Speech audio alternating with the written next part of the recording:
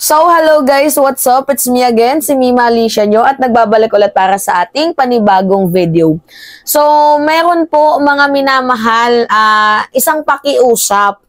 Itong si former Senator Antonio Trillanes dito po kay former Vice President Leni Robredo. Isa lamang po ang pakiusap ni Sentry kasi medyo nagkakagulo kasi ngayon mga minamahal ang kakamping kasi parang hindi naman sa tinitira ni former Senator Antonio Trillanes itong si Leni Robredo at itong si Barry Gutierrez, pero nandoon po yung yung inis. Nandoon din po yung gigil. Kasi parang hindi matanggap ni former Sentry nga yung nangyari na inaccommodate ni Leni Robredo itong si Sara Duterte nung pumunta sa kanilang bahay. Wala naman daw problema kung fiesta. Piña Francia yung yung pinuntahan. Kaso yung the way na pumunta doon sa bahay ni Leni Robredo, yun po yung yung hindi nagustuhan ni former Senator Antonio Trillanes. Alam naman natin mga minamahal yung hugot ni Sentry. Hindi na natin kailangang, ulit-ulitin yan kasi paulit-ulit ko na din sinasabi sa inyo na nakipaglaban si Sentry sa mga Duterte at meron pong nilalakad na impeachment itong si Sentry kay Sara Duterte. 'Di ba? Kasi ayaw na po maulit ni former Senator Antonio Trillanes na sila ulit yung mag-rule sa bansang Pilipinas kasi wala pong mga injustices, 'di ba? Walang injustices na nangyayari. Ayaw po maulit ni Sentry yan. Kaya nga ngayon mga minamahal, inaatake po si Senator Antonio Trillanes. Actually naawa din ako kay Sentry kasi parang ini-invalidate yung kanyang feelings, pero sa kabilang banda, parang medyo mali din ng konti yung the way na inatake ni Sentry itong si Leni. Pero ayoko naman na magkagulo kayo ng dahil lang sa ginawang pang-gate crash ni Sara Duterte. And I am hoping na sana yung issue na to ay matapos na. 'Di ba? So ngayon, may post itong si Sentry. Meron siyang pakiusap. Ito yung reply niya sa isang post. I consider Senator Trillanes as a friend. As his friend, I don't mind suggesting uncrew his brain and screw it back in correctly. He should not be dividing good people.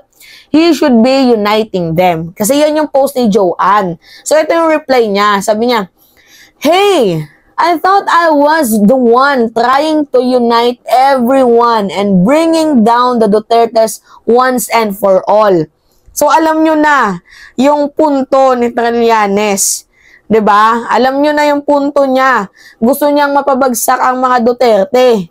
Oh, we can project Sara to the pink to be unfit. I mean, to be unfit for the vice presidency when VP Leni is sanitizing her at the same time with that unnecessary accommodation. Kung hindi lang naman din siya tutulong sa pagpabagsak ng mga Duterte, sana wag na lang din niyang palakasin. Yan po mga minamahal yung pakiusap ni Senator Antonio Trillanes. Valid mga minamahal yung feelings. Alam ko yung feelings mo, former Sen.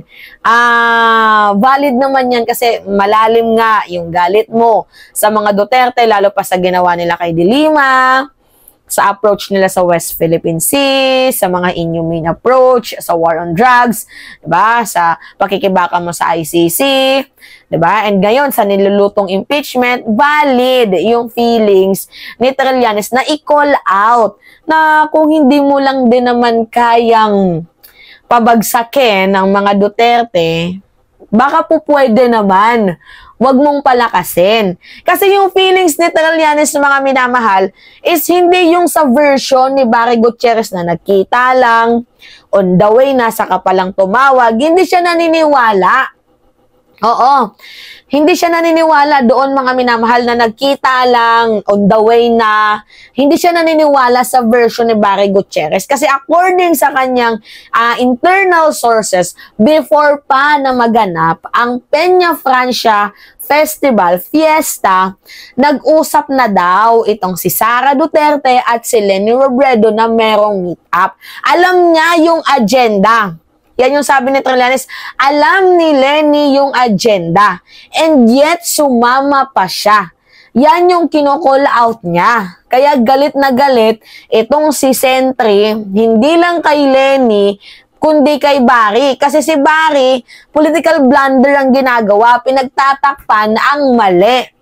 'Di ba? So, yun po yung kinagagalit ni former Senator Antonio Trillanes.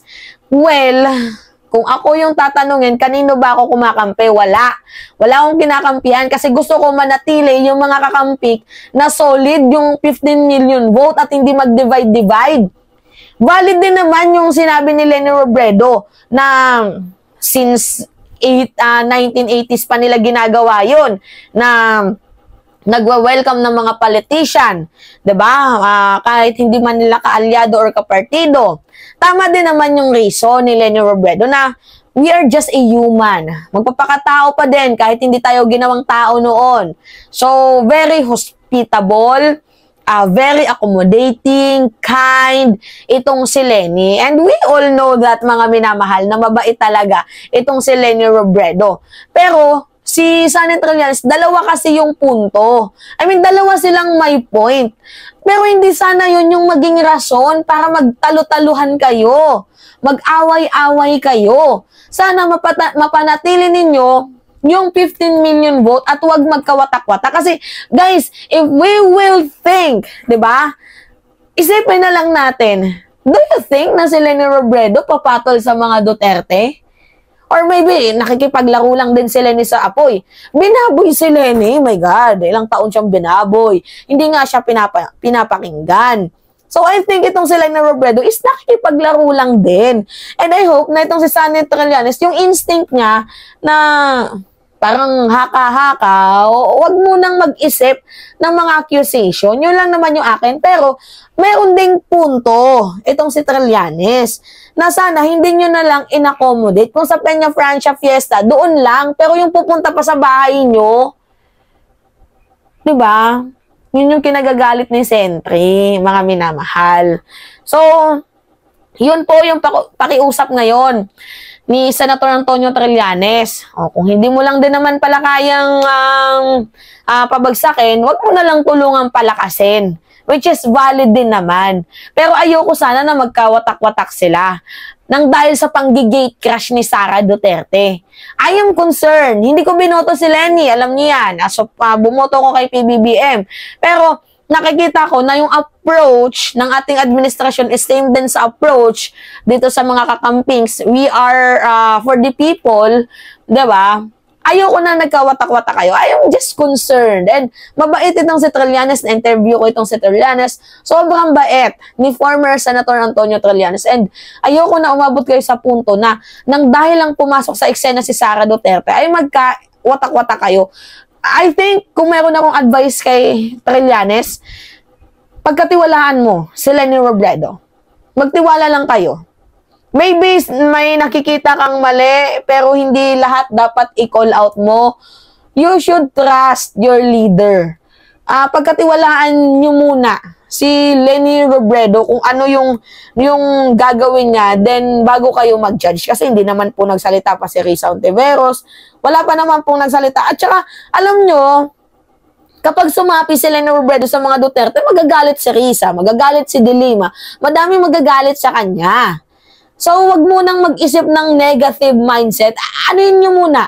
Palipasin nyo muna yung panahon kung ano nga ba. Baka malay mo, nakikipaglaro lang talaga si Leni sa kanila. 'Di ba? Yun. So, anyway, mga minamahal, yun po. It's me again, si Mima Alicia nyo. At nagbabalik ulit para sa ating panibagong video.